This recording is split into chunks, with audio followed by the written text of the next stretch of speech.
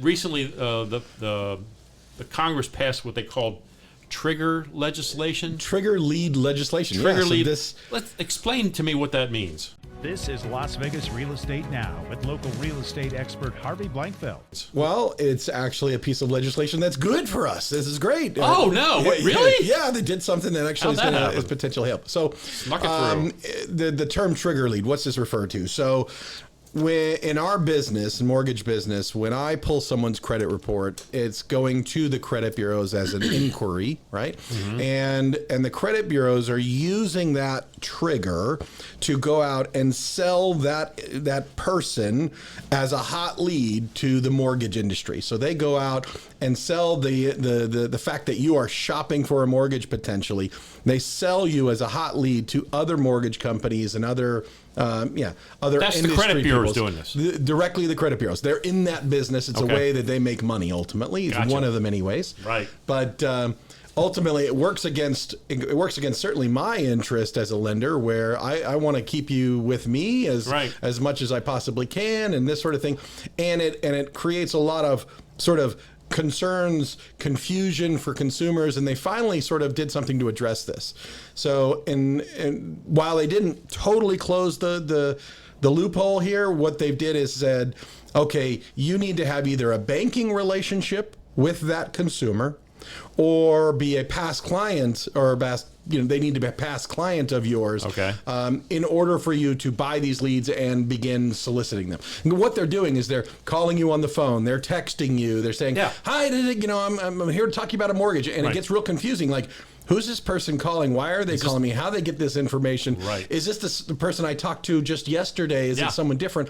All this becomes a real big problem with consumers, and they, at least the people I've talked to, I've gotten many sort of complaints where they're like, are you selling my information? Why am I getting them bombarded with all these calls now? It's like, no, and I don't have a way to stop it for you, unfortunately. It is, and it's similar things happen in real estate. You know, when somebody's home expired, when a listing expires, there's a bunch of services out there that will sell that information to agents, and agents make a good living just doing that. That's what they're just making phone calls to people whose homes and maybe for good purpose, and maybe they're going to be able to get them sold when they couldn't before.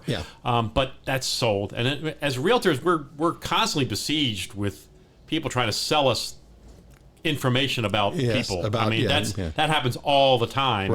And so I can see now it's kind of concerning that the credit bureaus would do this. And now look, I like money. I think that, I understand they want to make money. I get that.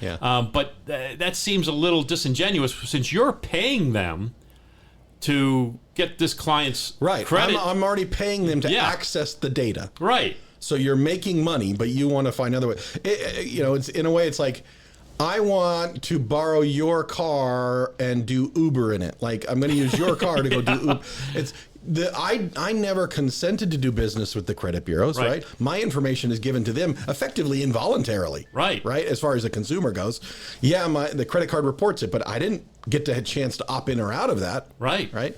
And with the fact that they can just take that and sell me, when I haven't asked, I don't have the ability to easily opt out. It's a concern. Yeah, so now you've got lenders out there who don't really have to solicit business. They sit there and make phone calls on a list they bought, and that's all they're doing. Buy those hot leads. They know that these are people who are looking at mortgages, they're getting rates, they're working with the lender, so they know that they're active right now.